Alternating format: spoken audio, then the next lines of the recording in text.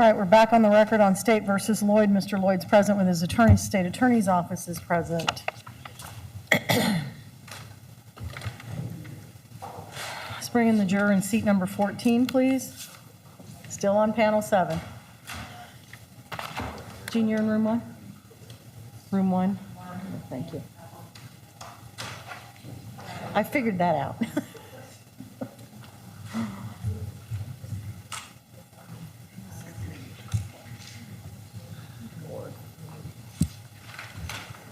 Good afternoon, ma'am. How are you? Good afternoon, Your Honor. How was your lunch? It was very nice. It's very nice outside. It's beautiful out, yeah. Well, welcome back. Thank We you. have a few more questions for you. Try to relax. I know this is not the most relaxing atmosphere you've ever been in, but there aren't any right or wrong answers to the questions that we're asking you. The questions are meant for us and for you to be able to determine whether or not you can do your job as a juror in this type of case. Right? So that's why you're being asked these questions. There's no wrong answers. There's no right answer. There's just the truth. That's all we want to hear from you. So tell us what you actually think and believe, okay? Yes, ma'am. Let me start with, I don't have any notes indicating that you have heard anything about this case. Correct, I have not. All right. Has anybody talked to you about it, anything like that? I think some friends have put some things together, but otherwise I have no details and I've not given details. When you say they put some things together, what do you mean? I told my best friend that I was called in for jury duty for a big to-do case, and she thought she knew what it was. I didn't give names. I did not ask for names. So she has her own thoughts of suspicions, but I have not confirmed or denied anything. Has she said anything to you about Mr. Loyd specifically? No. Okay. Jurors have to be able to begin all trials presuming the defendant to be innocent until and if the state can prove they're guilty beyond a reasonable doubt. Do you believe you can do that in this case? Honestly, I do not. Okay, tell me why. I am engaged to a police officer, and it is no fault of the defendant. But my heart bleeds blue, and so I do not feel that I could give him the benefit of the doubt. Thank you. You've done exactly what I asked you to do, which is be honest. State? State moved, Your Honor. Any objections? All right, you're right. This isn't the case for you, so you're free to go. Thank you very much. Have a Thank good you, day. Your Honor. Juror in seat number 16, please.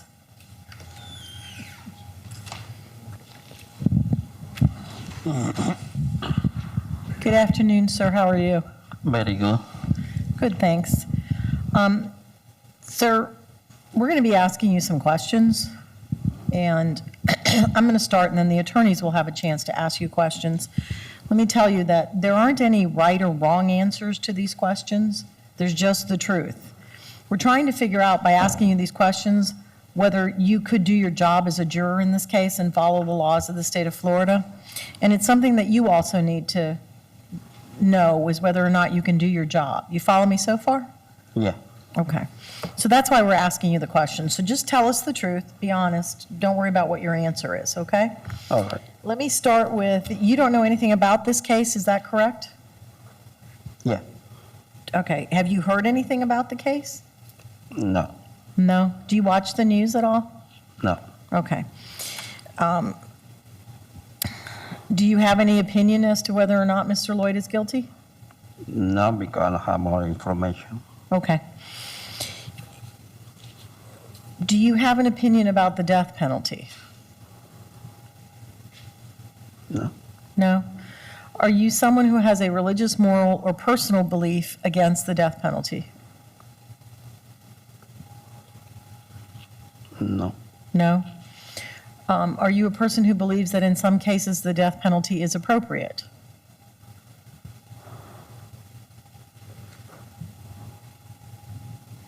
You can repeat the question? Okay. Do you believe that in some cases the death penalty is appropriate, an appropriate sentence? No. No? Okay, so you don't believe that in any case should a person ever be sentenced to death? Yes, correct. Okay. Do you believe, actually, I think that's enough. State? State moved, Your Honor. Defense? All right, sir. Because of that belief, this isn't the case for you, so I'm going to excuse you. All right? Thank you so much. Have a good day. Okay, you're welcome. All right, 17 is not back yet. He's also one of the ones, okay. So we'll skip him. He might, okay, go ahead, see if he's there. He's got a vacation from the 18th to November 1st. Yes, he's here, guys. Okay, bring him in. He has very good timing. Find something to do. I'm sorry? You might be one that said, I'm gonna find something to do, something like that.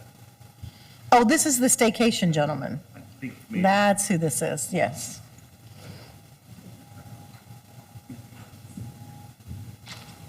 Thank you.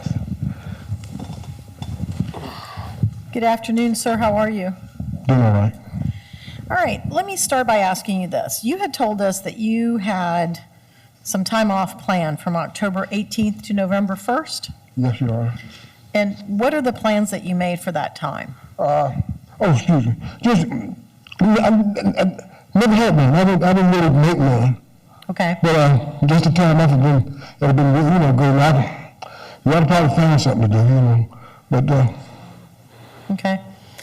So, do you need me to have him take the mask off? Yeah, I can. Sir, can you take off your mask? Sure. We're having trouble understanding. yeah, I know, okay. These masks make it very difficult to okay. understand folks. Yes, sir. So, you're just going to go find something to do? Well, I need to work around my apartment, you know, because I had a problem with somebody taking the place at the job site, so if they finally got it straightened out to where I could take my, you know, they call it POT at the health center, so they get it straightened out to where I can, you know, people, you know, a good person to come in and use it up. So if you had to use this time to be a juror in this case, would you lose it completely? Oh, yeah, I think I will, yeah. So you couldn't take another vacation unless it was unpaid, correct? Let's say Right, I think that's a very good point.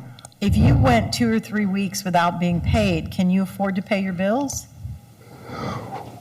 Well, Your Honor, what I do at the health center, department comes, because I'm a caretaker or a property manager where I have, so a little apartment comes with the job, so I don't pay rent. Okay, so you could make ends meet if you weren't getting paid? I figure so if I don't get fired.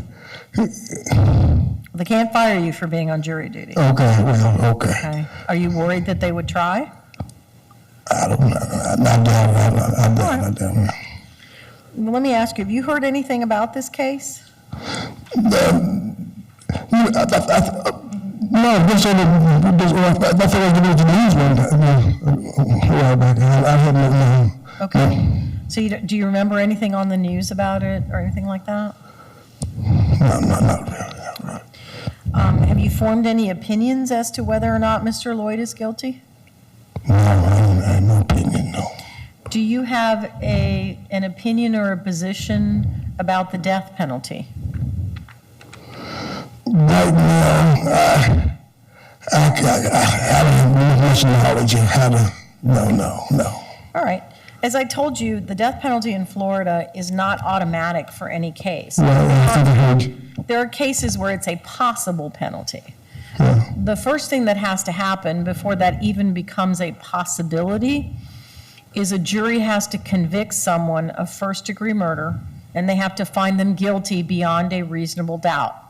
And first-degree murder would be premeditated murder, intentionally killing another person without any legal justification for it. You don't have any legal reason to do it, all right? You follow me so far? Yes, Your Honor. So, for purposes of my questions, assume someone's been convicted of first-degree murder, okay? So, if you convicted someone of first-degree murder, intentionally killing someone else, are you someone who believes that that person that killed someone should be sentenced to death? With no other information than what I just gave you. I couldn't give an answer. I can't give an answer. So- I don't know.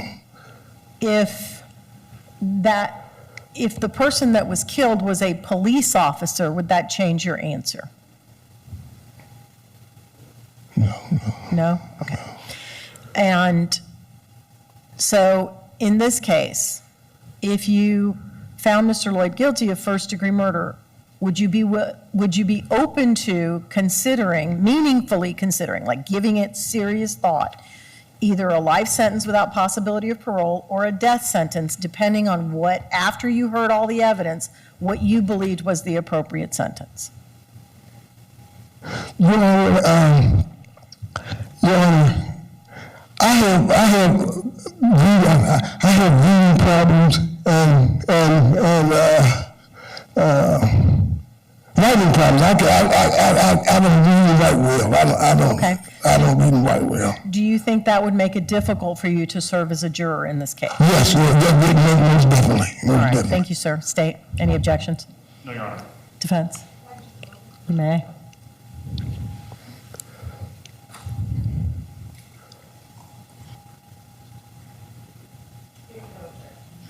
All right, sir. I appreciate your honesty. You enjoy your vacation.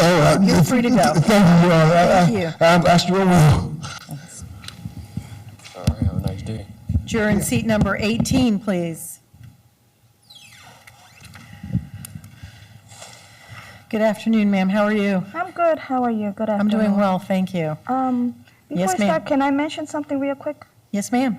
Okay. I talked to my supervisor on Sunday, and the first day that I came, I was off, which I basically not familiar with jury duties my first time. So I was asking my company if they pay for it or not. They say they pay partial. They don't pay for the full day. So basically, I cannot afford like the rest of the couple weeks like on because they won't pay me like the full day of work. All right, so if you serve as a juror for 2 to 3 weeks, will you be paid for those 2 to 3 weeks? They basically partial not. All right, and the part that's not being paid, if you don't get that money, can you afford it? Can you pay your bills? I gotta pay my mortgage by the end of the month. All right, state? State moves, Your Honor. All right, thank you, ma'am. We appreciate you checking. You're free to go. Sure. Okay. Thank you. I'm skipping 19 because they haven't been instructed yet. Juror in seat 23, please. That's another one that wasn't instructed. Juror in seat 24. Good afternoon, how are you? I'm good, and you? I'm well, thank you. So I have a few questions for you. Yes, ma'am. There's no correct answers to this. There's no right or wrong. The only correct answer is the truth. The reason we're asking you these questions is because we need to determine, and you need to know, whether you can do your job as a juror in this case. You know, as I told you, follow the law, set aside your personal beliefs and feelings. We're not looking for a particular answer. It doesn't matter what your answer is as long as you're telling us the truth and it's what you really believe and feel. So let me start with, you said you had some information about this case, is that correct? Yes, ma'am. All right, how do you know about the case? Only thing I know is from the television before I received my jury notice. All right, how much did you watch on TV?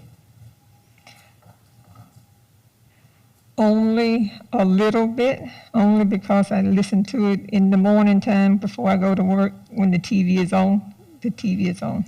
Okay. Did you hear any conversations, or did you have any conversations with anyone about it? Family, friends, coworkers? No, No. How much do you remember of what you heard on TV?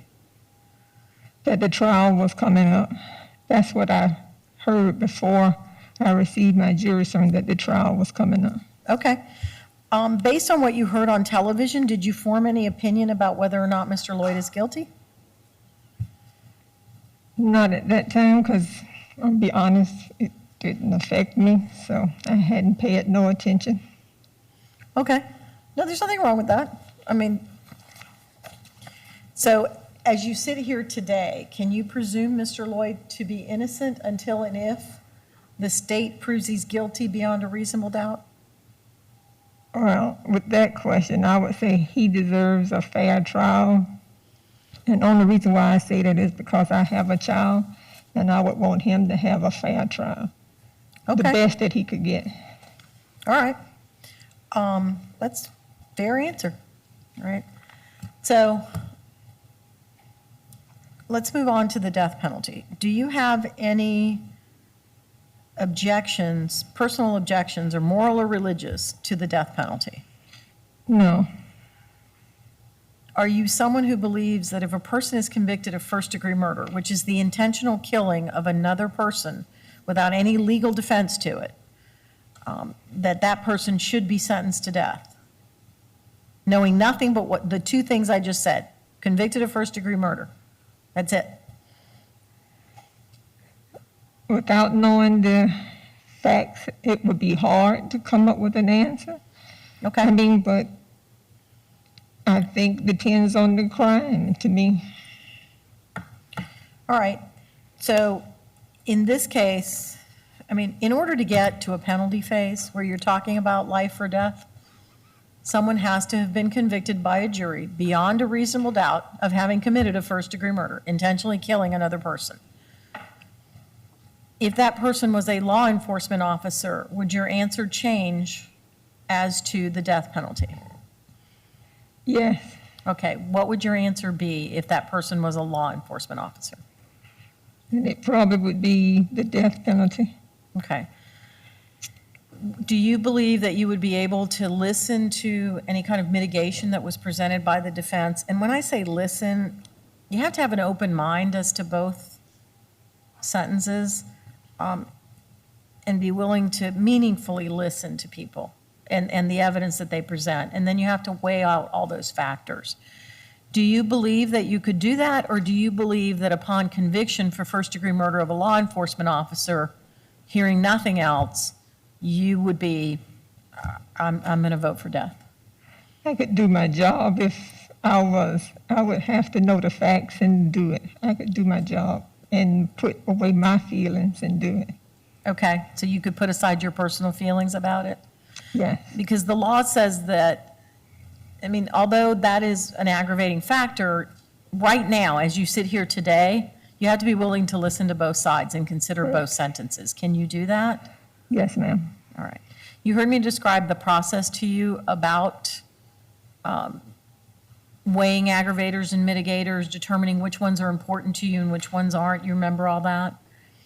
Do you believe that you could, with an open mind, weigh the aggravators and mitigators? And if you believed that the appropriate sentence was life without the possibility of parole, could you vote for that? I could, If you believe the appropriate sentence was death, could you vote for that? yes, All right. If I add in the factor, remember I told you that that Mr. Loyd's been previously convicted of the murder of Miss Dixon and her unborn child. Right now, hearing nothing else, are you someone who would be thinking, if I convict him of first-degree murder, that he's getting the death penalty? let me be honest with you, I really hadn't thought about it. That's why we ask you these questions. Take a minute, all right? Not hearing any evidence, I probably would say give him life. But if I had to hear the evidence and knew and followed everything, then I could make up my decision then. Okay. Oh. Do you have any doubts about your ability to go through the process and listen with an open mind to both the guilt phase and the penalty phase? No, ma'am. Right. Guilt phase, all right? That's what I'm talking about now. Mr. Loyd's raised the defense of insanity. Remember I told you that? Yes, It's their burden to prove it. But if at the end of the guilt phase, you've heard all the state's evidence, you've heard all the defense's evidence, you were convinced that he was insane at the time of the offense, could you vote not guilty by reason of insanity?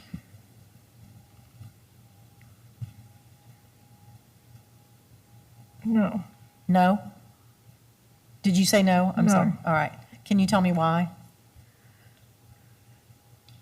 I mean, even with that, a life was taken, and I guess I would still be thinking that a life was taken, even though it's the insanity plea, and I understand mental health. I do understand that portion, but in the end phase, a life was taken. All right, thank you, ma'am. State, State moved, Your Honor. any objections? Yes, ma'am.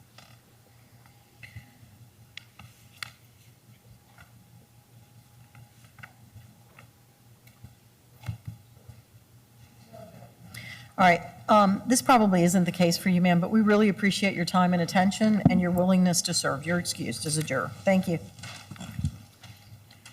See the juror in seat 25, please.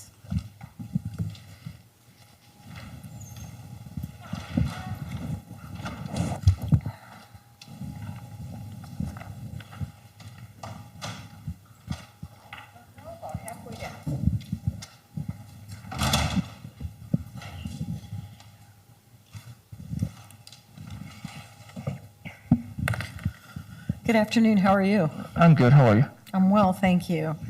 I just have a few questions for you, and then the attorneys may have some questions. There are no right or wrong answers to these questions, sir.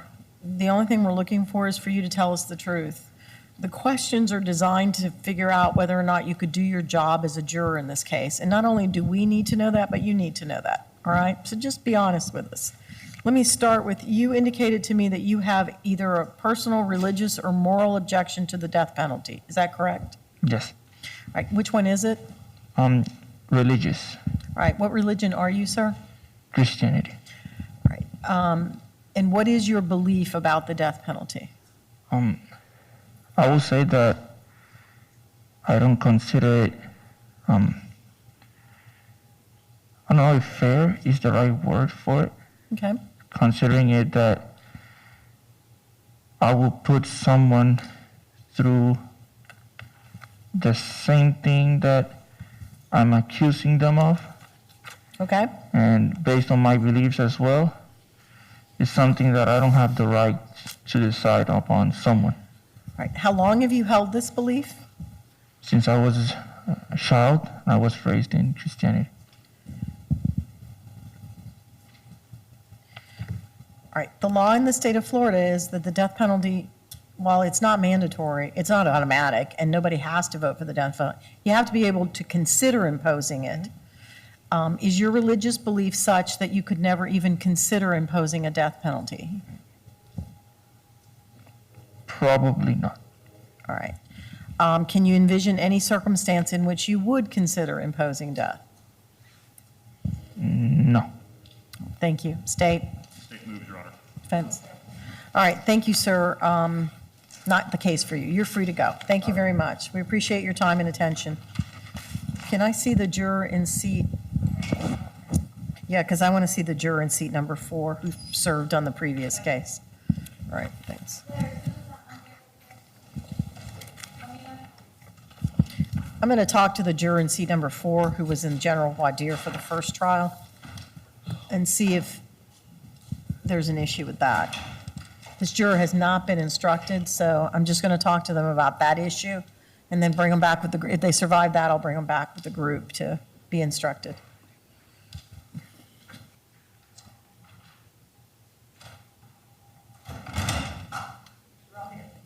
So give me number 4, please. Thank you.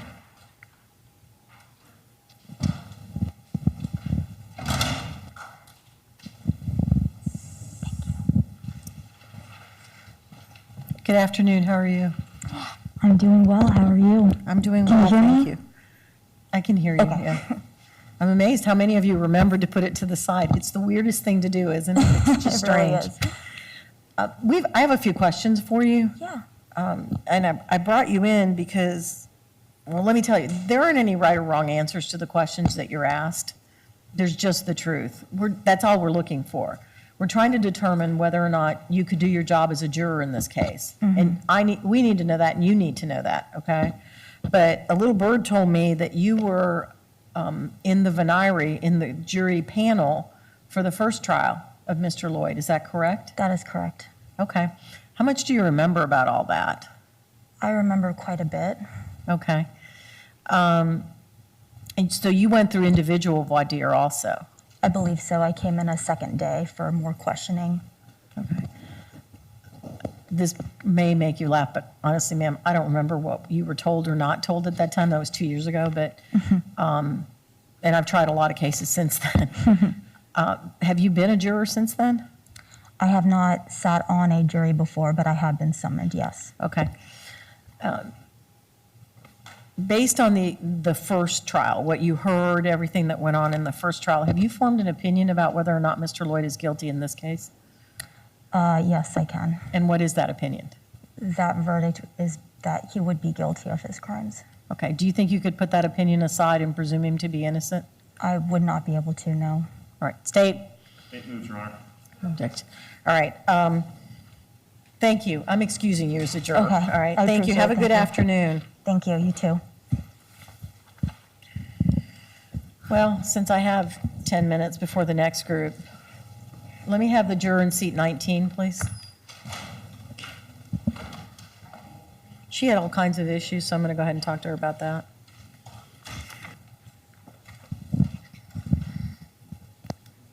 Welcome back. How are you?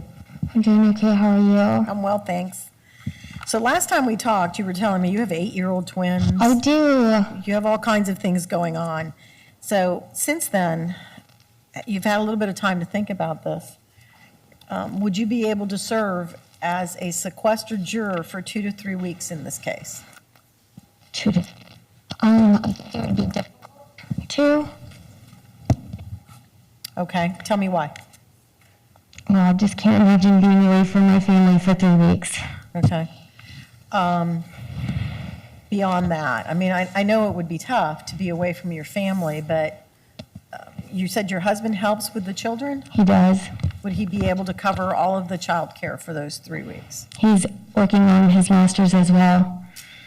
So my mom is in the area, so she can help as well. I believe she has travel plans in November, but she'll probably be able to help us as needed. Did you ask her? So I stated to her that I might need her help, and of course, she'll do her best. I didn't ask her when she was leaving. I just know that sometime in November she's planning to leave. Okay. Have you heard anything about this case? Very little. Because I have young children, I really don't really watch the news. Okay. So what have you heard? I've just heard that he is I don't even know what's more recent than in the past, but just on trial for murder of his girlfriend, permanent girlfriend. I don't know if this is the same thing, but police officer. I remember the alert that went out, I believe, summertime. Okay. And based on what you've heard alone, have you formed any opinions as to whether or not Mr. Loyd is guilty? I've honestly heard very little. Okay. So I don't know enough to say, oh, wow, he's guilty or not. All right.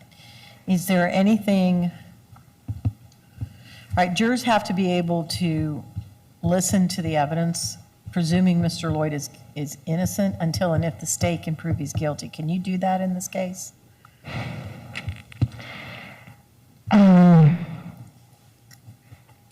So, I try to stay, I don't even really watch a lot of intense movies. So if I'm chosen, yes. Are you worried about being picked and what would happen in the trial? Yes. You said something about intense movies. What is your concern? So, yeah, just a lot of details that might make me uncomfortable.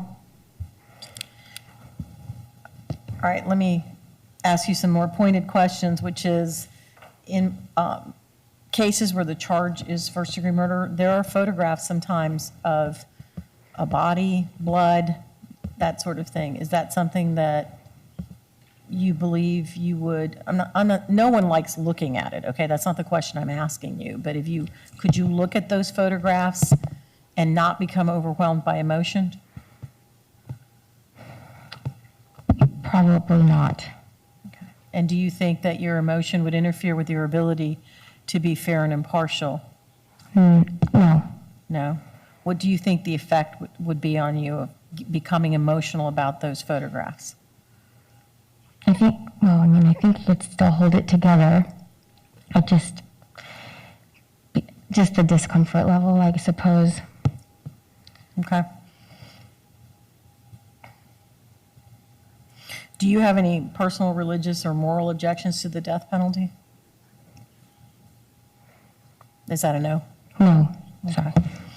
Are you someone who believes that if a person is convicted of first-degree murder, intentionally killing another person without any legal reason to do so, for example, like self-defense, that that person should be sentenced to death? No. All right. Here's what I'm going to do with you. I have some lengthy instructions I have to give the next group, then they're coming in at 9. You missed it this morning because you were running a little bit late. So I'm going to send you back into the jury room and bring you back out when they're doing those instructions, and then we'll finish up with your individual questioning. Please don't discuss what we've talked about in the jury room, okay? Okay. So we'll bring you back out in a minute. Thank you. Thank you.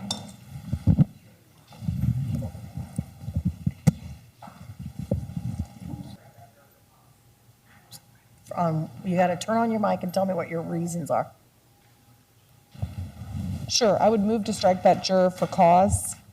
There's several issues in addition to what was discussed today that was previously discussed. She has the 8-year-old twins that obviously presents somewhat of a hardship caring for them. She also discussed previously that she is a teacher and has conferences on the 25th and 26th.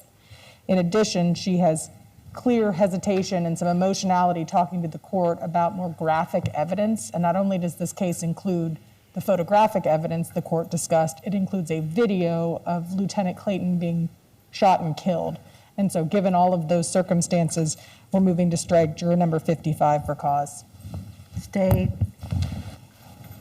I don't think there's any record evidence at this point that said she can't be fair. She said she can keep it together as far as the photographs. She indicated the child care issues are not a problem anymore with the assistance of her family members.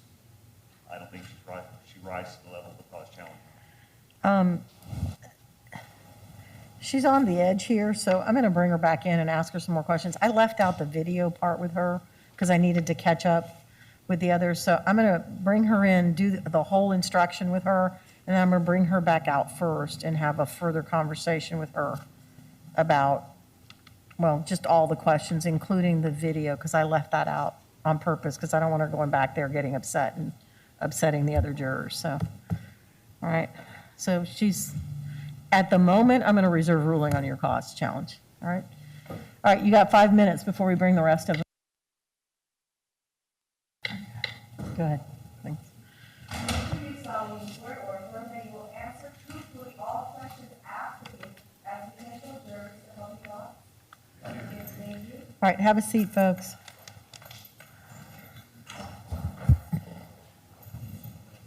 Is anyone having trouble hearing me or understanding me through this mask? Yeah, okay. All right, I'm removing the mask in order for the jurors to be able to hear me. How about now? Everybody hear me? Okay. Welcome back to day 2 of jury selection. As I told you, this is a capital case, meaning it's a death penalty case, where death is a possible sentence in the case. So we conduct the jury selection in phases. Today's the second phase for you all. We will be asking you individual questions once I finish instructing you as a group. I'm going to give you some more information about this case, give you some instructions about what your job is as jurors. Then we're going to send you back to the jury room and bring you out one at a time to ask you some questions. We will move through this as quickly as we can. But as I'm sure you understand, this is a very serious case, so we have to give it our time and attention. I'm going to start by telling you that what it is that Mr. Loyd is charged with. The information I'm giving you today is for purposes of today's questions. So Mr. Loyd was charged by indictment in this case. This is a copy of the indictment in my hand. An indictment is basically paper that tells someone this is what you're being accused of doing.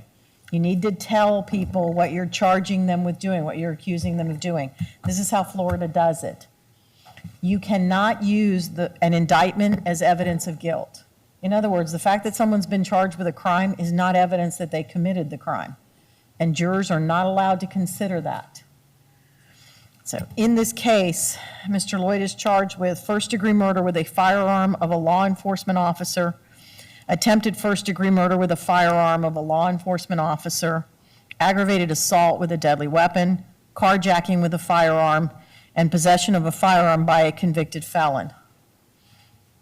The first count, first-degree murder of a law enforcement officer, is what's called the capital count. It is the only count that carries the possible sentence of death if convicted as charged, and I'll get to that in just a second. Let me explain to you how these cases are tried. They're tried in two phases. Phase one is the guilt phase. The guilt phase of a capital case is the same as every other criminal case, all right? That is the portion of the trial where the jury has to determine whether or not someone is guilty or not guilty. You're going to be asked to return a verdict of guilty or not guilty on all the counts. Your verdict has to be unanimous on all the counts, meaning each juror must agree to the verdict on each count. And the burden of proof on the state in these types of cases is the same as in every other criminal case, which is beyond a reasonable doubt. The instruction that you will be read, the reasonable doubt instruction that you would be read in this case is identical to the one that's read in every other criminal case. The burden is not higher on the state because of the possible penalty.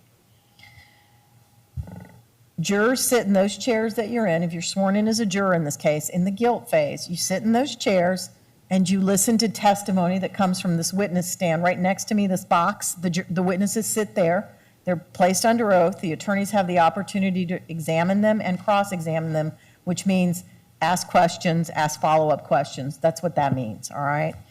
You also would be presented probably with some physical evidence. Video, photographs, documents. There's physical evidence that's introduced in the case. At the end of all of that, I give you the jury instructions. I give them to you orally and I give them to you in writing. The jury instructions are the law the jury is required to follow in the case. It's not an option. It's the law in the state of Florida and you must be able to follow it. The jury determines the facts. I tell you what the law is. You apply the facts to the law and you reach a verdict. That's how that works in the guilt phase. So what we're asking you to do is listen to all of that and then determine whether or not the state has proved beyond a reasonable doubt that the defendant is guilty or not guilty on the charges, including first-degree murder, on their own merits. You have to consider each charge, and you will be told to disregard the possible consequences of your verdict. The only question you are to answer during the guilt phase is whether the defendant is guilty of murder in the first degree, as well as any of the other offenses charged, or guilty of a lesser included offense, or not guilty. We expect you to carefully consider the facts before you reach a decision, and the fact that a defendant might face a death penalty is to play no part at that stage of the proceedings.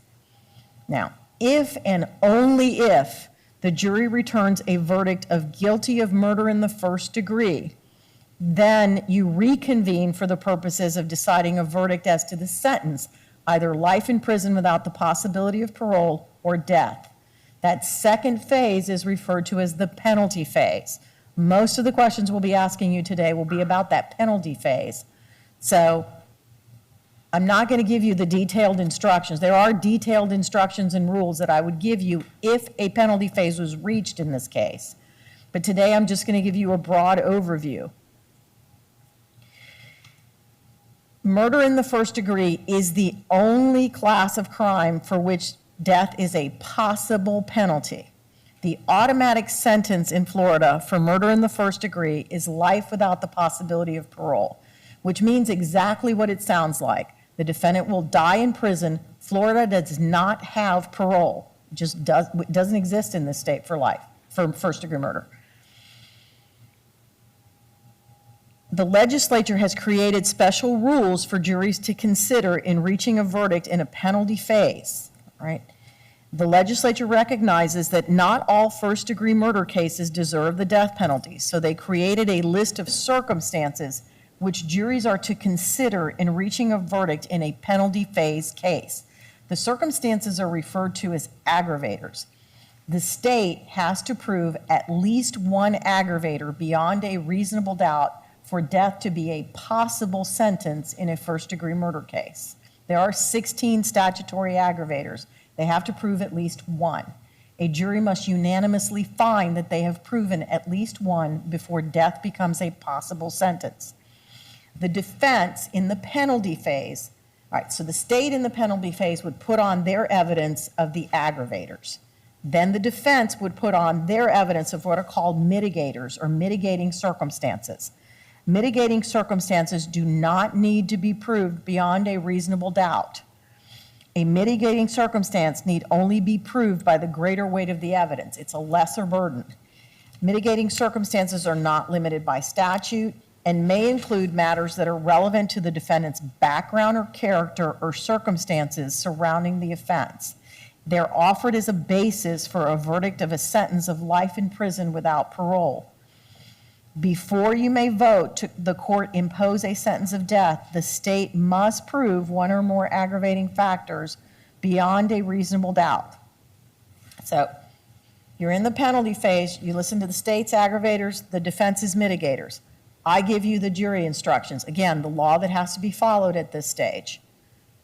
Then you're going to go back in that jury room with the same jury room you've been sitting in all this whole time, but with your fellow jurors. You're going to go through a process known as weighing the aggravators and the mitigators. That is not a mechanical or mathematical process. You're not going back there to count and say, well, I think this many aggravators were proved and this many mitigators, so this side wins. That's not how that works. Weighing aggravators and mitigators is a process each juror must go through individually. You're welcome to discuss this as a group. We don't dictate how you do this, but you're welcome to discuss it as a group. But each juror gets to weigh these individually. So one juror may decide that this aggravator is very important to them, but they don't care about another one, or they may decide that this mitigator is critical to their decision. You may decide you don't believe anything or everything. Some of them may be less important to you. It's truly up to you individually. But you have to weigh all of those aggravators as part of your decision-making process. And you alone individually decide what weight to give to each of these factors and aggravators and mitigators. Regardless of your findings in this respect, you are never compelled nor required to vote for a sentence of death. But once you've gone through that whole process, the final phase in this step of the trial is for each of you to determine whether the defendant should be sentenced to life in prison without the possibility of parole or death. The court may not impose a sentence of death unless each juror individually finds the defendant should be sentenced to death. In other words, for the court to impose a sentence of death, all of the jurors must agree that death is the appropriate sentence and vote for it. It has to be a unanimous vote. The vote for life does not have to be unanimous. Even when death is a possible sentence, each juror must independently decide whether life imprisonment without the possibility of parole or death should be imposed. Regardless of your prior findings, the law never compels nor requires any juror to determine the defendant should be sentenced to death. Any single juror has the right to vote for a sentence of life imprisonment without the possibility of parole. If, after deliberating, the jury unanimously agrees that the appropriate sentence is death, then your verdict may be for a sentence of death. If the jury does not unanimously agree that the appropriate sentence is death, then your verdict must be for a sentence of life imprisonment without the possibility of parole. Again, that is a broad outline of what happens in the penalty phase. I know this is a lot of information, it can be a little bit confusing. We'll explain it more as we go along. Let me say something else. The fact that I'm talking about the death penalty is not to be taken by any of you as an indication, one way or another, as to whether or not this is a case that justifies a death penalty. I don't know that, and you don't know that. We're only discussing this because it's a possibility, and we need to determine whether or not, if you were called to make this kind of way, to go through this process, this penalty phase, you are able to comply with what you need to comply with and follow the law and your oath as jurors.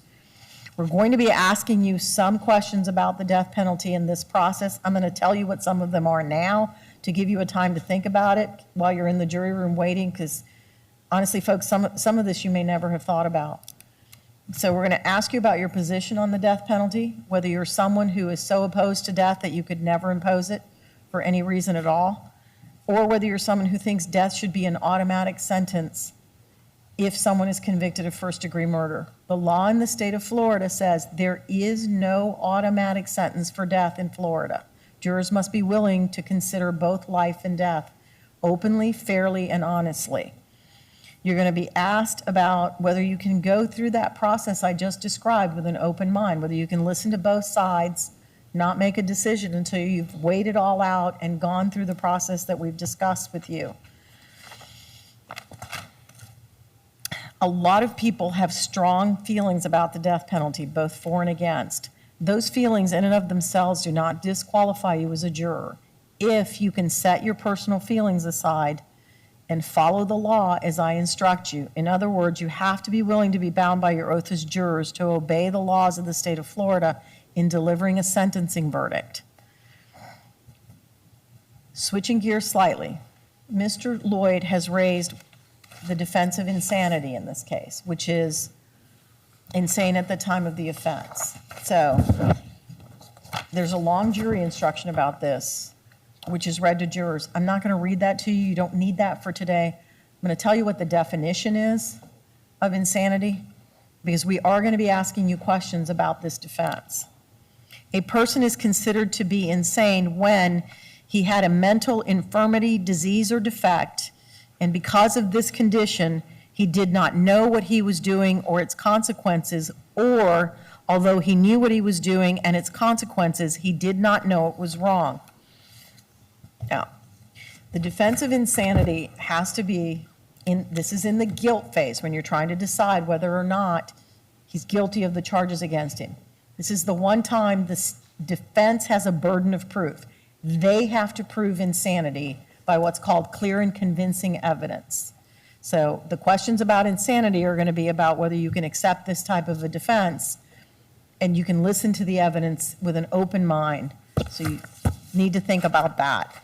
And then lastly, I'm going to read you a statement about this case, and I'm going to have some instructions and some questions about it.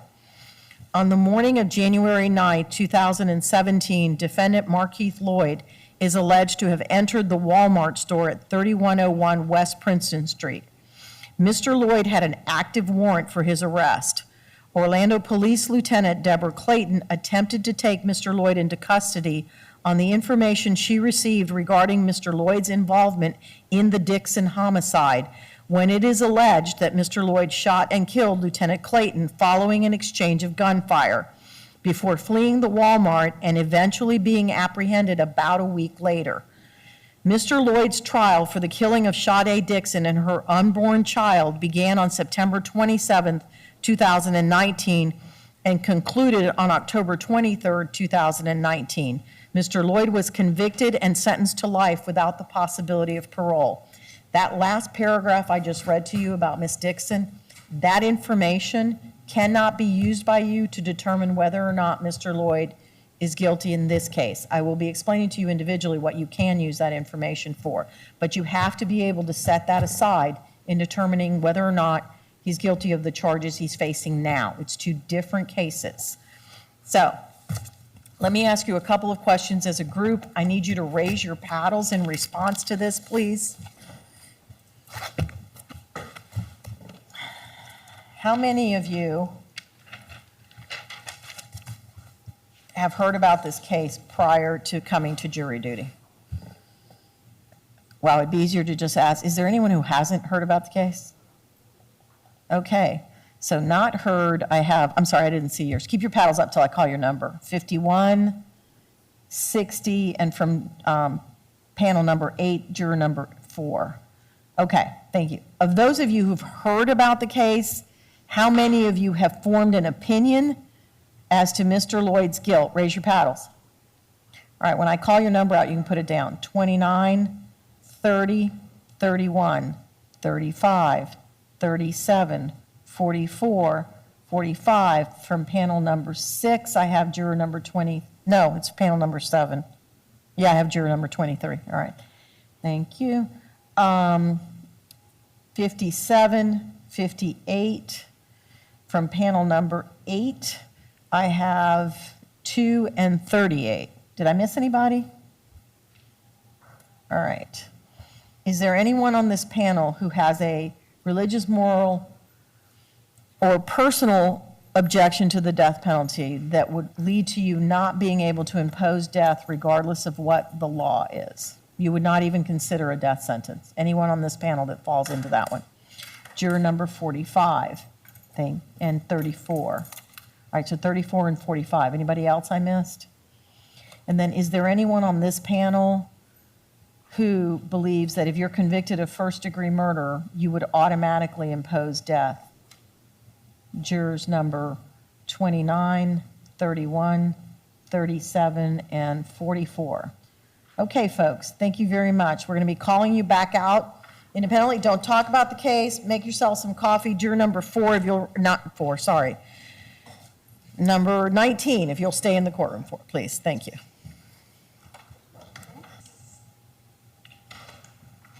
Okay, you're back at the hot seat.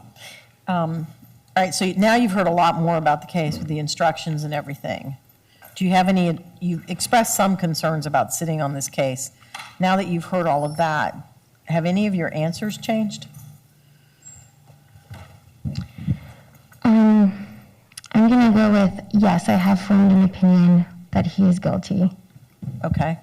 And what caused you to form that opinion? Just reflecting on it a little bit more. Okay. As I told you, you have to be able to presume Mr. Loyd's innocent in order to sit on this jury. Do you believe that you can do that? Remember what I told you, the answer, give me the truth. No. Okay, State. State moves, Your Honor. All right, thank you, ma'am, you're free to go. Juror in seat number 23, please.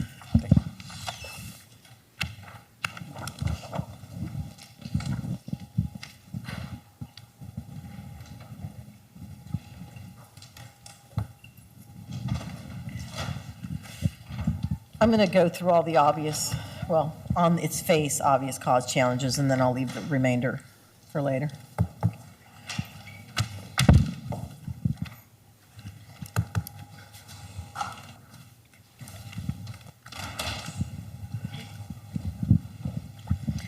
Good afternoon, how are you? I'm well. How about yourself, Judge? I'm doing well, thank you. Sir, I'm going to be asking you some questions. There aren't any right or wrong answers to these questions. They're being asked to determine whether or not you could do your job as a juror in this type of case. We need to know it, you need to know it.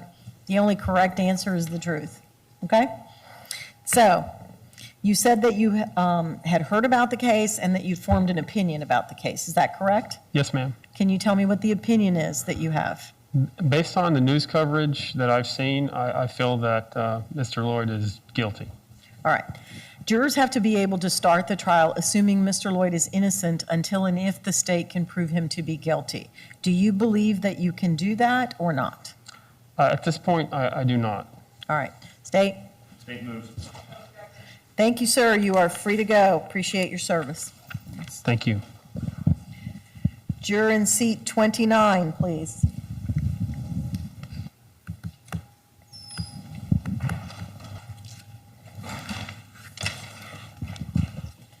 Good afternoon. How are you? Good. No, I don't know. It's a little strange being in this situation, I'm sure. Yes, I was in Pine Hills that day, and I was under, like, lockdown when Okay. the roads were closed, so it's been like a rough weekend. Your voice is shaking and you're near tears. Yeah. Let me just get All to weekend. it. Have you formed an opinion as Yes. to Mr. Loyd's guilt? What is it? Guilty and death penalty. Okay. State? State moves, Your Honor. All right, this isn't the case for you. Good luck to I'm you. sorry. You're free to Sorry, go. You don't need to use better apologize. judgment. Thank you. Have a good day. Yeah. Juror in seat number 30.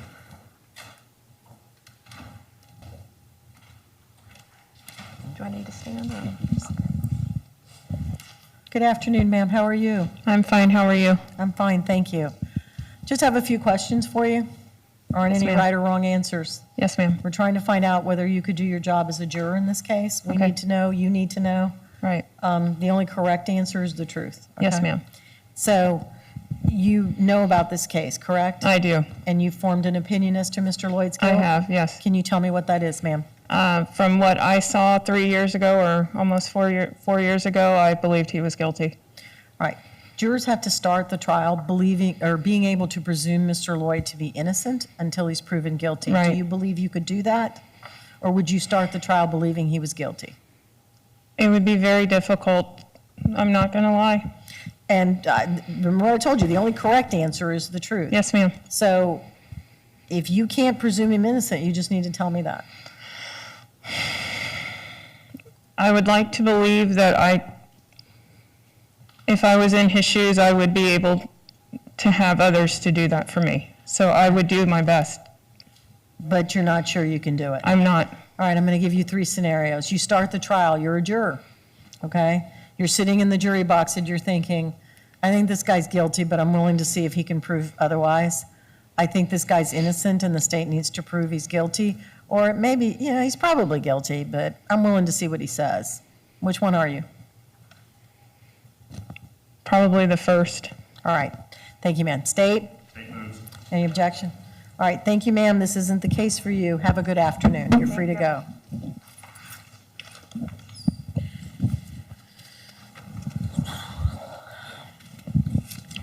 Juror in seat 31.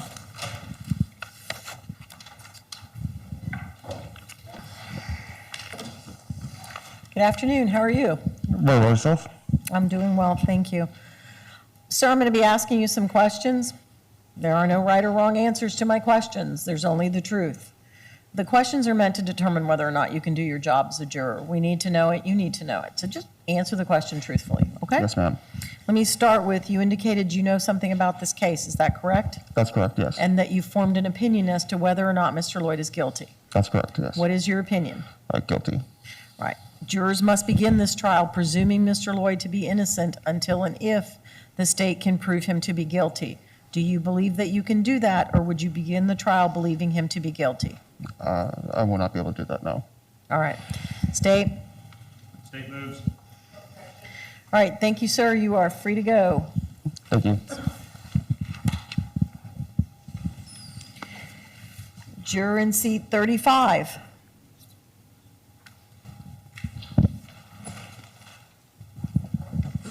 Good afternoon. How are you? Okay. I have a few questions for you. There aren't any correct answers, or there's no right or wrong answers. There's a correct answer, and that's the truth. All right? The questions are being asked of you to determine whether or not you can do your job as a juror in this type of case. We need to know, and you need to know. All right? So just tell us the truth. Let me start with, you said that you've heard about this case. Is that correct? That is correct. And that you have formed an opinion as to whether or not Mr. Lloyd is guilty. Is that correct? That is correct. What is the opinion? That he's guilty. All right. Jurors must begin this trial being able to presume him to be innocent until and if the state proves he's guilty. Do you believe you could do that? Not from what I read in the newspaper articles and heard on. I followed this case in the newspaper articles when it was unfolding. Thank you. State? State moves. All right, sir, this isn't the case for you. Thank you very much. You are free to go. I thank you. Juror in seat number 37.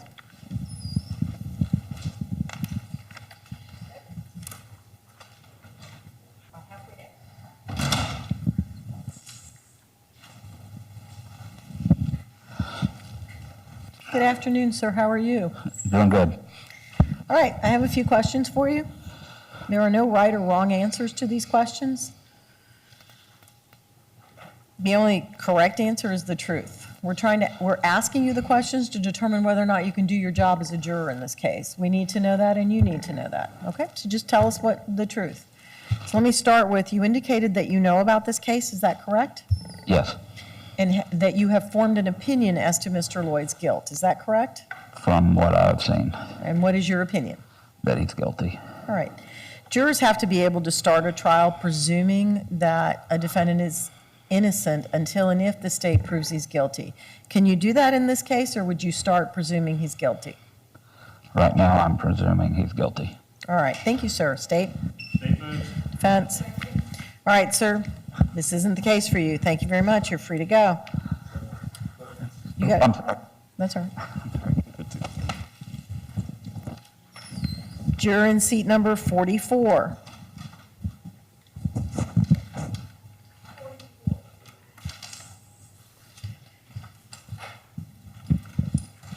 Good afternoon. How are you? I'm good. How are you? I'm fine, thank you. I know this can be a little intimidating and nerve-wracking. Try to relax, okay? I'm going to be asking you some questions. You okay? You're tearing up. What's wrong? I just feel very uncomfortable being in the same room. I'm sorry. Being in the same room with us or with Mr. Loyd? Mr. Loyd. Okay. Any objections? No, Your Honor. All right, ma'am, you're free to go. Thank you very much. I'm sorry. It's all right. No need to apologize. Juror in seat number 45.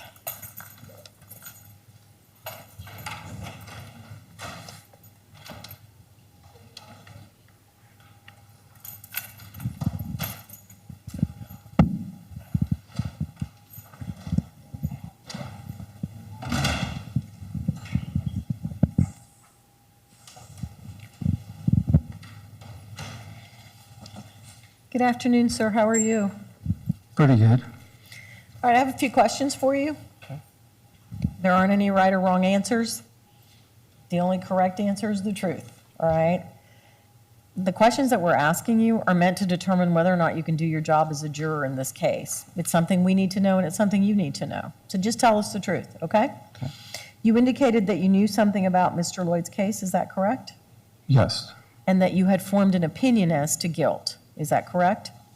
Yes, from the news coverage, yes. What is your opinion, sir? That he's guilty. Jurors must begin this case believing Mr. Loyd to be innocent until and if the state can prove him guilty, or presuming him to be innocent until the state can prove him guilty beyond a reasonable doubt. Can you do that in this case, or would you start the case assuming he was guilty? I would start the case assuming he's guilty. All right, thank you, sir. I asked you to tell me the truth. State. State moves. All right, sir, thank you very much. You're free to go. Juror in seat 57.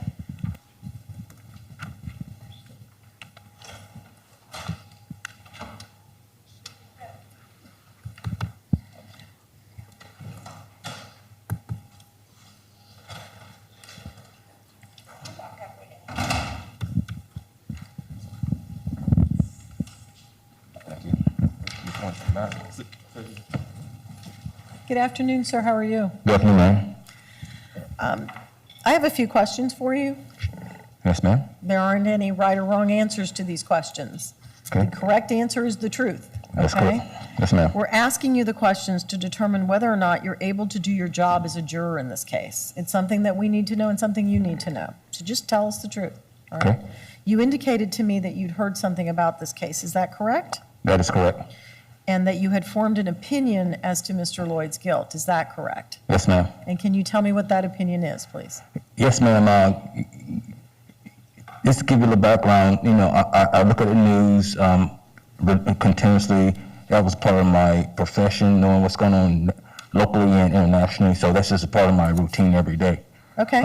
So from various stations, I've heard, seen, and the results. So yes, ma'am, I believe that he in fact did do it, and he, what's the question again? Guilty? Yes, ma'am. All right. In order to sit as a juror in any criminal case, actually, you have to be able to presume the defendant to be innocent until the state proves they're guilty beyond a reasonable doubt. Do you believe you can do that in this case, or would you start the trial believing Mr. Loyd to be guilty? Ma'am, honestly, I could not. I could not do that. I cannot. So you can't presume him to be innocent? That's correct. All right, thank you, sir. State. State moves. Thank you, sir. You're free to go. Juror in seat 58.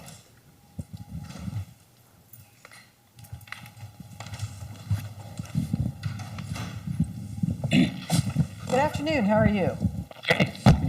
All right, sir. I'm doing well, thank you. I have a couple of questions for you. There aren't any right or wrong answers to these questions. The only correct answer is the truth.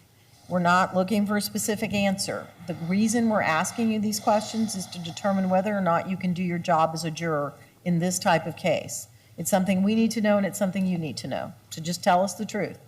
You indicated to me that you know something about this case prior to this being called to court. Is that correct? Yes. And that you had formed an opinion as to Mr. Loyd's guilt or innocence. Is that correct? Not necessarily. I just, going by the news. Okay. So did you form an opinion? Not really. I mean, it's facts are facts. You know what I'm saying? What do you mean by facts or facts? I don't know what you see on the news, whether it's true or not. Media, Okay, because when I asked, have you formed an opinion, you raised your paddle. Yeah, after I did it, I said, maybe I shouldn't have done that. Well, I mean, if you formed an opinion, you formed an opinion. No, not really. All right, so I'm going to give you 3 scenarios, and you tell me if any of these apply to you. Okay. Scenario number 1, and assume you've been selected as a juror. It's the first day of the trial, you haven't heard a word of evidence, right? You're just sitting there waiting for it to start. Are you sitting there thinking, I think this man is innocent, and I'm going to wait and see if the state can prove to me that he's guilty beyond a reasonable doubt? That's number 1. Number 2, I think this guy's probably guilty, but I'm willing to listen and see if I'm wrong. And 3, this guy's guilty, but if he can convince me otherwise, I'll listen. Number 2. Number 2? All right, State. State moves. All right, thank you, sir. You are free to go. This isn't the case for you. You're done, unless you really want to stay here all afternoon. Hang out. All right, thank you. See you. All right, from panel number 8, I need the juror in seat number 2, please. We'll be back to 7 in a minute.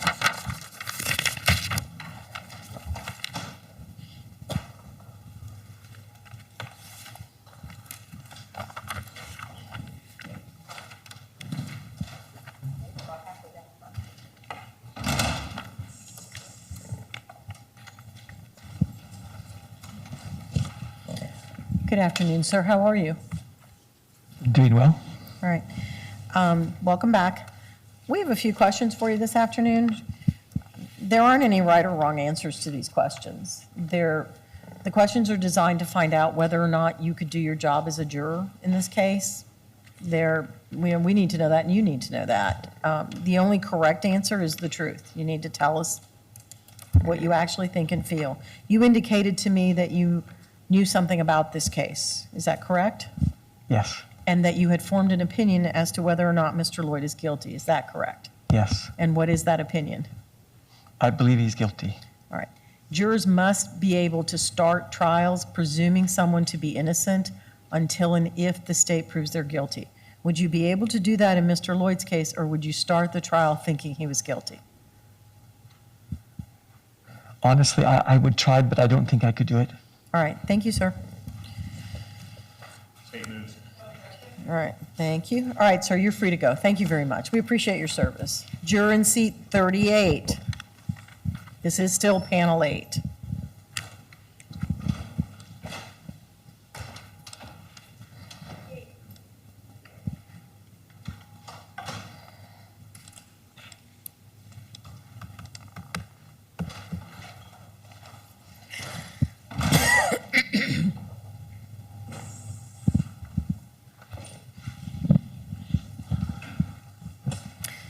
Good afternoon, sir. How are you? Good. How are you today? I'm doing well, thank you.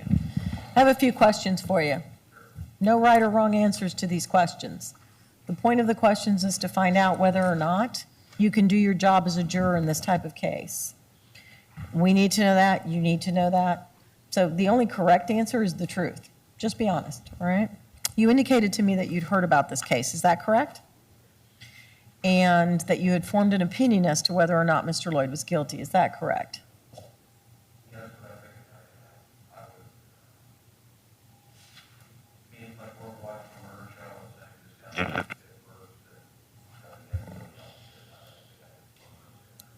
Okay, so tell me what your opinion is right now as to whether he's guilty or not, without hearing anything else, just based on what you saw. Okay, so in order to be able to sit as a juror in these cases, you have to presume someone to be innocent until and if the state can prove they're guilty. Can you do that, or would you start the trial thinking, this guy's guilty? No, I would not. All right, so I'm going to give you 3 scenarios. You tell me if any one of these applies to you. Scenario number 1, it's the first day of the trial. You haven't heard a thing. You're just sitting there waiting for us to start. Are you thinking, okay, this man is innocent until and if the state proves to me he's guilty? That's number 1. Number 2, I think this guy's probably guilty, but I'm willing to sit here and listen and see if I'm right. Number 3, I think this guy's guilty, but I'll listen and see if he can prove to me he's not. Do any of those 3 apply to you? First one. The first one, you can presume he's innocent? Okay. Tell me how much information you have about this case or heard about this case. Happened, I think a lot. Okay. Now, I'm going to need more details from you. So tell me what you heard that you remember.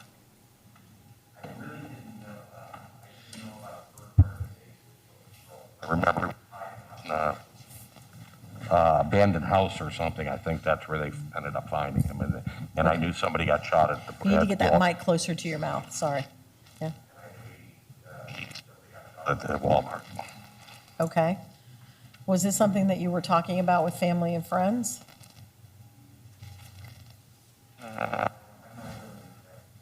I'm sure my wife and I have probably... Okay. But I can't...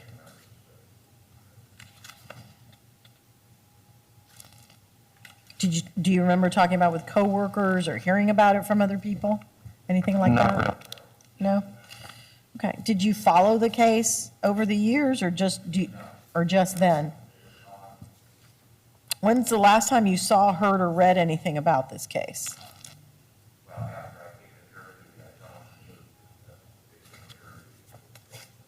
Okay. All right, so let me ask you about the death penalty. Do you have a position on the death penalty?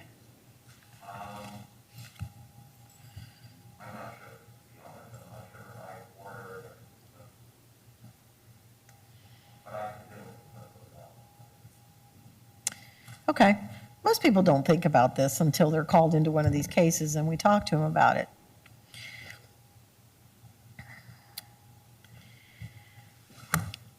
Let me start at the beginning. As I told you, in order for a discussion of the death penalty to even occur, someone has to have been convicted of first-degree murder, intentionally killing another person with no legal justification. You with me so far? And that finding has to be made beyond a reasonable doubt. Correct. Okay. So, are you someone who, if you find someone guilty of first-degree murder beyond a reasonable doubt, you would be thinking, I'm giving that person the death penalty, that's what they deserve? I would take it very... No, but my question is that the sentence that you, in your mind, without hearing anything else, you would say, first-degree murder, you should get death? Okay. If I add to that that the person who died was a law enforcement officer, does your answer change? My answer, I thought about this, my answer would be, was and a wife, a police officer, it wouldn't, I don't think the fact that it was a police officer is a deciding factor for me. Right. You heard me tell you that Mr. Loyd has previously been convicted of the murder of Miss Dixon and her unborn child. She was pregnant at the time. Correct. And serving life for that. Correct. Conviction for first-degree murder and a prior murder. Would you be done listening and you're thinking death is the appropriate sentence? You don't know anything else? Do I know that he killed I know he killed his pregnant girlfriend and... Yes, ma'am. Yes, sir. And he Sorry. killed a policeman. It's been a long week. Yes, sir. I would probably say he's guilty, yeah. I mean, what's the question again?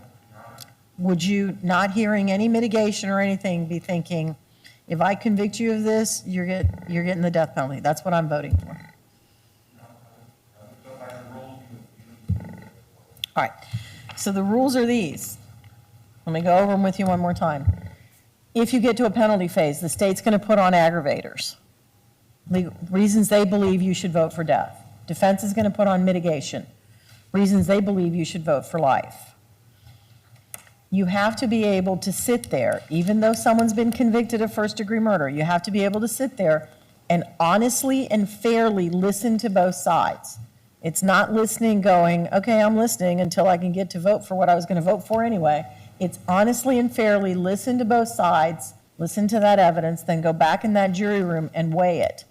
You can assign whatever weight you want to aggravators and mitigators. It's personal for each person. It can be important to you or not important to you at all. And then once you've weighed everything, thought about everything, then you vote either life or death. So my question number one is, can you sit there and, with an open mind, listen to both sides' presentation in a penalty phase? Yes. And can you weigh those aggravators and mitigators, and if you believe the sentence should be life without parole, could you vote for life without parole? If you believe the sentence should be death, could you vote for that? Absolutely. Mr. Lloyd's raised the defense of insanity. That, as I told you, is in the guilt phase. When you're trying to decide whether he's guilty or not, they have to prove it. The defense has to prove it. If at the end of the guilt phase, you've heard all the state's evidence, you've heard the defense's evidence, you believe he was insane at the time, would you be able to return a verdict of not guilty by reason of insanity? If I felt like he was insane by what the instructions you gave me or the definition, I could do either way.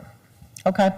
And then last question, the murder of Ms. Dixon and her unborn child cannot be considered by you as part of determining whether or not Mr. Lloyd is guilty of these charges. It's a separate case. Can you put that out of your mind in the guilt phase? As well as anybody could, yes. Okay. Thank you, sir. State, you may inquire. Thank you, Your Honor. Good afternoon, sir. Good afternoon. When you first started talking with the judge about the information you received from the media, you mentioned something about an abandoned house. Correct. What do you remember about that? I think they were looking for him for a while, and they found him in an abandoned house. I believe it was near Silver Star. I couldn't tell you any more than that. Okay. You remember any of the circumstances surrounding how they found him or what went on, or just that he was found at this place and you kind of moved on? Really, I just did the first part, that they found him there, and that's where they captured him. Okay. I want to start with a couple questions about insanity. And that is something that would be an issue in the guilt phase of this case, whether or not he committed the crimes that he's accused of committing. Because insanity involves a mental health issue, I have a couple questions about your experience with mental health issues. Have either you or a close friend or a family member dealt with any kind of mental health issues in your life? No. Some people in society are of the opinion that mental health issues are not real, they're kind of bogus. Other people obviously don't think like that. What are your thoughts about it? Are mental health issues real in your opinion to some people in society? I think that some are. I think that most mental health issues are probably drug-related, is my opinion, but that's all I know. Would you be able to hold off judgment about whether a mental health issue exists in this case, and if so, what the ramifications are, until you hear all the evidence surrounding the insanity defense? Can you repeat that one more time? Sure. Would you be able to hold off judgment until you hear all the evidence about a mental health issue and insanity, until you get all that evidence and you mull it over? Can you hold off judgment until you receive that evidence before you make a decision? Yes. All right. Shifting gears a little bit to the penalty phase. So under this set of questions, we've established that the jury has found the defendant guilty of the crime of first-degree murder, and that the jury has rejected the insanity defense. Okay? Okay. Once we get into that penalty phase, I'm going to touch on a few things that the judge mentioned. Not going to go through everything because she did a pretty thorough explanation. But once we get into that penalty phase, the state will present evidence of aggravating factors, which are factors that make this murder worse or more egregious than other murders. Okay? Correct. And the judge mentioned the fact that this victim here, Lieutenant Clayton, was a law enforcement officer. And that, by law, is an aggravating factor that if proven, a jury could use to weigh and decide that this case is worthy of the death penalty. Correct. So if that aggravator was proven to you, you can use that and give it whatever weight you feel it deserves in deciding the appropriate punishment. Okay? Okay. With me? Yes. Likewise, the judge indicated that you can't use evidence of that prior murder of his girlfriend in the guilt phase to determine whether he's guilty of this crime. But it may become relevant in the penalty phase to determine what a proper punishment should be. Okay? It may be used as an aggravating factor for you to consider and weigh if proven to you in your ultimate decision of what the proper sentence should be. Okay? I understand. So, in this case, if it's proven to you that the victim was a law enforcement officer, you could weigh that, and that might move the pendulum over towards death in your decision-making process. Correct. If it was proven that he had a prior conviction for murder, that could move your decision pendulum a little further towards death. No matter how far that pendulum goes towards death, would you be able to listen to evidence of mitigating circumstances, evidence of the defendant's life, background, character, and fully examine that before you make a decision of the proper punishment? I believe I would, but do you think that Mr. Loyd and the criminal justice system as a whole deserves to have a jury who is open-minded and can listen to all evidence presented to you? yes, I believe he deserves a fair trial. Would you be able to listen and truly consider mitigating evidence presented to you, even if at first blush you hear something and you're thinking, I don't know if that really is mitigating? Can you hold off judgment until you hear the details and the evidence surrounding that piece of mitigation before you make a final decision? You know, sir, I feel like I could do everything that it was asked of me. I would try to keep my personal opinion out of it and do the best I could. You know, I mean, I'm not sure how other people, but I would do the best I could do.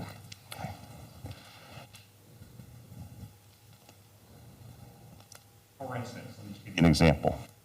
If you were to hear that the defendant suffered effects of, say, racism or had a bad childhood, maybe even abusive childhood, now's not the time to talk about the details and the actual circumstances. But if you heard that evidence, would you be able to listen to it, mull it over in your mind, truly consider that evidence before making a decision?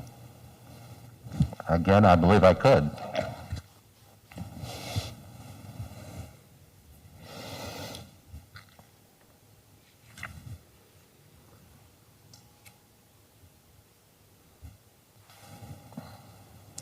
Thank you, Your Honor. Thank you, sir. No other questions? Sure.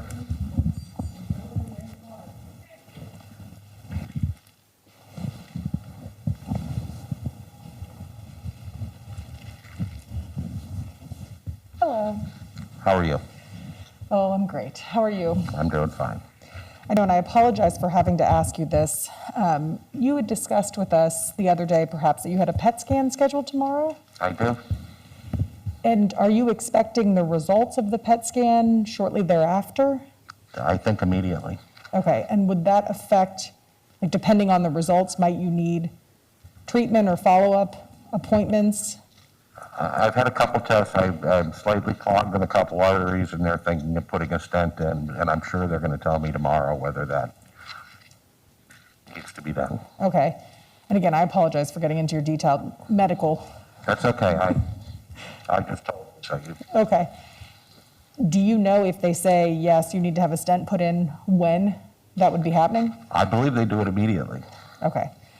And so obviously, if they tell you tomorrow you need to have a stent, you're going to be unable to participate in a 3-week trial starting hopefully sometime next week. I'm not really sure on that. I have heard every time on stents is you feel better immediately, but I honestly couldn't answer that. Okay. Fair to say you've never had a stent put in before? Okay. All we know is going to have the PET scan tomorrow, have some expectation it's going to require follow-up immediately. Am I expecting that? Yes. I honestly don't know if they'll put a stent in or not. I'm clogged. That's all I know is I'm clogged, and I think they go in and look, and if they feel a stent's the thing to do, they do it. Okay. I just have a couple more questions for you. I don't think anyone in here doubts that you are doing everything you can to follow the law and the instructions as the judge has given it. And you talk about wanting to set aside your personal opinion. Mm-hmm. I only want to talk to you right now about your personal opinion. Okay. Okay? The only oath you've taken as a juror thus far, or excuse me, as a prospective juror, is to tell the truth. I agree 100%. Right? And so when the judge was talking to you about Mr. Loyd having previously been convicted of the murder of Sade Dixon and her unborn child, right? She was pregnant at the time, and then asking you your thoughts on this murder case that you're here for now, potentially as a juror, your answers were, I would probably say he's guilty. Do you recall saying that? Yes. And then when the judge asked if you could put that murder of Sade Dixon and her unborn child out of your mind, you said, as well as any. And I want to ask you more about that. Okay. So what I took to mean from that is, as well as anybody could, in that I'm not going to be able to put it out of my mind. Nobody really would be able to, knowing that.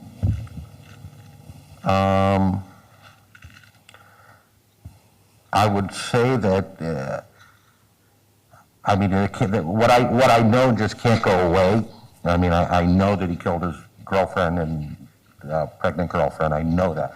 So I would say that that's probably not going to go away, but I would follow the instructions. Sure. And I'm sure it's, in a death penalty case, I'm sure it's very specific, you know, what to do and what not to do, and that's what I would try to do to the best of my ability.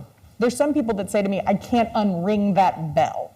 Like once I've heard it, you know, as much as I would like to follow the instructions, if I'm being honest in my heart of hearts, when I'm thinking about whether the state has proven him guilty of this murder of Lieutenant Clayton, in the back of my mind, I'm still aware and thinking about the fact that he's been convicted of the murder of Sade Dixon while she was pregnant. I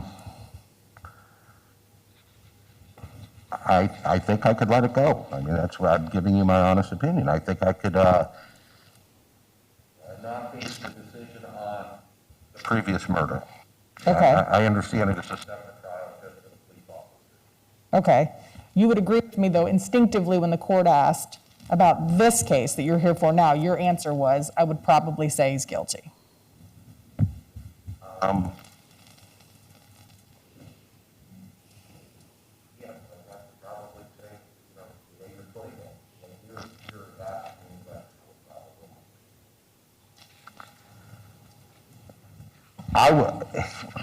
I feel like I'm being interrogated, but I wouldn't sentence anybody to death unless I knew they did it. Okay. That case. Well, good. That's a good segue, okay? Because the first part of the trial is deciding, if you're selected as a juror, is deciding whether the state has proven the defendant guilty beyond a reasonable doubt, okay? And the only crime that we get to this penalty phase for is first-degree murder, which in Florida is the intentional, premeditated killing of an innocent victim. That defendant thought about it, he meant to do it, and he did it, okay? So the only way we're even considering life or death is if he's been found guilty of first-degree, premeditated, intentional murder. With me? Correct. And so that's what the judge was asking you. Some people say, if I am finding this person guilty of that crime, death is really the automatic or only penalty for me. Well, I don't believe it's the automatic or only penalty. It's obviously a life or death. I would actually look at it like I would be the one choosing that, but maybe I would. I would have to, I would just be set to say he did or he didn't do it. Nope, you are 100% picking life or death, okay? So that's what we're here talking about. Okay. If you are selected as a juror in this case, the first part of the trial, right, it's one big trial, but there's two parts of it if we get to the second part. Okay. The first part of the trial is deciding, has the state proven Mr. Loyd guilty beyond a reasonable doubt? Or has the defense proven him not guilty by reason of insanity? Okay? With me? The second part of this trial Only if we get there, right? They may not prove him guilty. We may prove him not guilty we may prove him not guilty by reason of insanity. But assume that they do prove him guilty, or you don't believe that we proved he was insane at the time. Then, as a juror, you're going to be asked to decide if the appropriate penalty is life or death. Correct. I understand. Okay? And so that's why everybody wants to follow the rules the judge gives, myself included. Okay? It's not I get it. And that's why we have to take this opportunity to just talk about your feelings. Because ultimately, if you are asked to make this decision about whether Mr. Loyd lives or dies, it's you voting your individual conscience. And nobody can tell you what the right or wrong answer, right? You know, that's up to you. Maybe I'm not understanding correctly, but if everything said he was guilty and all the mitigating circumstances, and I made all the mitigating circumstances on both sides, and said, okay, the police, he's a police officer, check there, or however I did it, however I was supposed to do it, I would weigh that, and I'm not quite sure what you're really asking me to tell you. I think I could set somebody down. I could set them in prison if they were guilty, if they were found guilty. Right. Okay, so here's the second question. Is knowing that the victim is a law enforcement officer. It's the intentional, premeditated killing of a law enforcement officer. That defendant thought about it, he meant to do it, and he did it. The circumstances of that crime, execution style, defendant standing over the victim, shooting her because she is a cop. Okay. Right? And some people say, if I find somebody guilty of that, death is really the only appropriate penalty. Does that make sense? Yeah. Tell me what you think. I don't know the order or the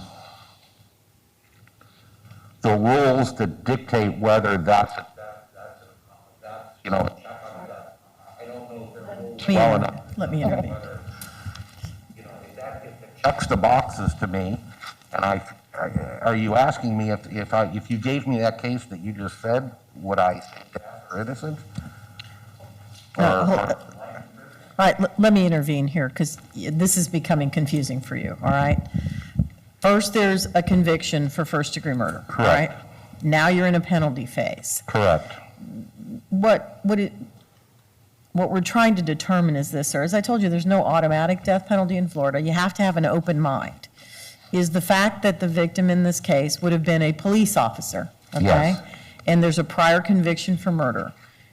Would that cause you to just refuse to listen to the mitigation and be someone who's thinking, I'm going to sentence this man to death if he's convicted of first-degree murder? That's the question you're being asked. No. All right. So you could listen to the mitigation with an open mind and weigh it all before you made a decision? Yes. Thank you. The answer to the judge's question was no. So my follow-up question is, why not?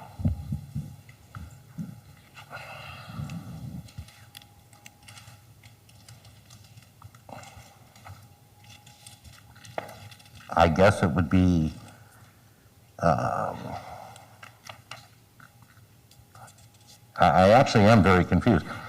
If I felt he was guilty of death, of the death penalty, I would convict him of the death penalty. If I felt like there was circumstances where that didn't cause that were unfortunate for the defendant, I'm sure that one side's trying to pull at your heartstrings and say, you know, he was this, this, and this, and I feel like I'm a compassionate person. I could do it that way, but I also am compassionate for the police officers also and the victims. So,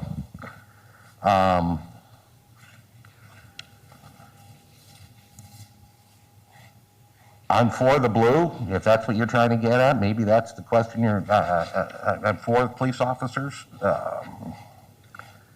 I think they do a good job. But again, as I said earlier, it would matter to me if somebody came and shot you in the head or that officer in the head. To me, it's all a person, and your family's sad and his family's sad. They're both the same. Okay. Now, under the law, maybe being a police officer is more a higher sentence, and I would obey that. Right, I get it. And we're kind of talking about two different things, right? There's the law the judge is going to give you if you are selected as a juror. Correct. Right? And so I'm just trying to talk to you about your feelings right now. And you can appreciate some people say to me, if somebody kills a police officer, I'd like to be open-minded, I'd like to follow the rules the judge has given, but I know myself better than anybody else, and death is the only appropriate penalty for somebody who kills a cop. Does that make sense? Yes. Okay. If, but I guess maybe this might help you. If somebody stood over a police officer and shot him in the head, I don't really can't remember what happened, but if somebody, I would say that would be a bigger penalty to me. That meant that would be just cold-blooded rather than maybe possibly being in a shootout. And again, I don't know the circumstances, what happened.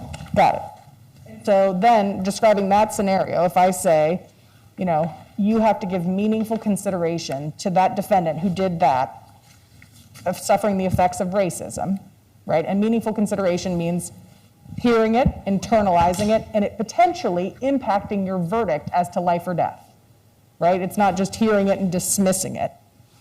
Truly, do you think you could consider that defendant experiencing racism that committed the crime we just discussed? Could I consider that he was, that there was racism against him? Yes. Of course. Okay. But in a way that meaningfully consider it, in a way that could potentially impact your verdict as to life or death. Objection, that's an answer, Your Honor. Sustained. Let's move on here. You can appreciate that people have differences of opinion on these sort of things? Absolutely. Okay.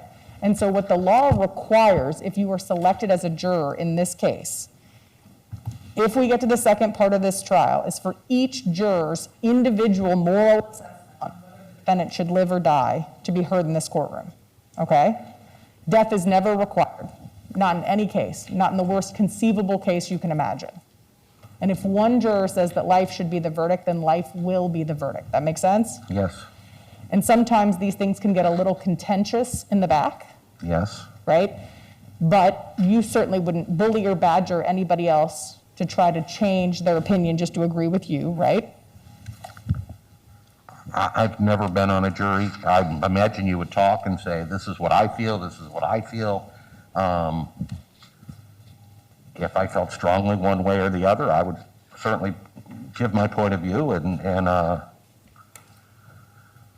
that's how I would do it. Sure. And the law certainly encourages folks to talk about it, but it's not required, right? So in the in the penalty part of this, the second part, if you're deciding life or death, it's each individual voting his or her conscience, right?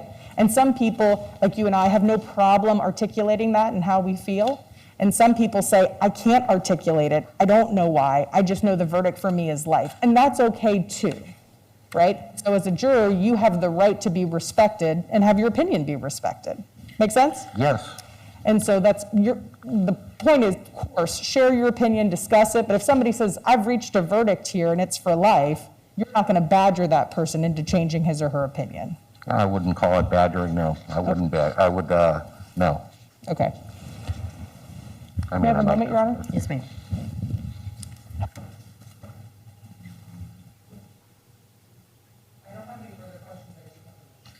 All right, let me see the attorneys at the bench. We'll be right back with you, sir. You can just relax for a few minutes.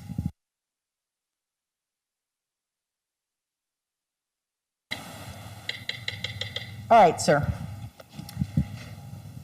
We don't have any more questions for you today. What we're going to do is this. I'm going to send you through to the next round of questioning, which is the final round. However, I need to know after tomorrow, or tomorrow you're having the PET scan. If they tell you that you're having a stent put in, you need to call my office, all right, and let us know. Call the jury room and they'll let me know that you're having the stent put in, because that's a different situation. I don't know whether you're getting a stent or not, so I'm going to proceed. I don't know whether I'm hoping for one or not hoping for one, to be honest. I can't help you with that. All right, so I just wish you good health. How's that? So here's what I'm going to do. For right now, I'm going to send you through for the next round, which is the final round of questioning. Now, that means you become a purple dot, not a yellow dot. 'Cause remember, we call people in by colors? Yes. I have no idea when that's going to occur. It's probably going to be next week, is my best educated guess. You need to start calling in tomorrow after 5, but you also need to let us know what the results of your PET scan are. And they'll eventually tell you to come back in if you're not getting stent put in. Okay. All right?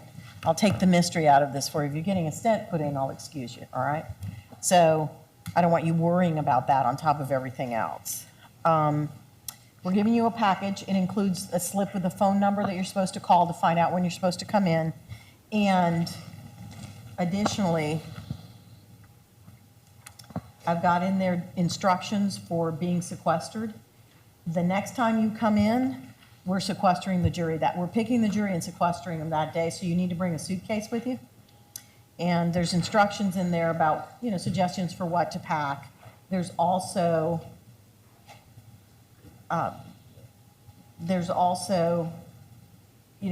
explanations about what it's like to be sequestered and what the rules are and all of that, and a letter for your employer if you need it, letting them know that you're being called back for one more time. Do you have any questions? No, I don't know. All right, thank you so much, sir. We appreciate you being here today. You have a good afternoon and good luck tomorrow. I hope it all works out for you. Thank you, you too. Have a good day.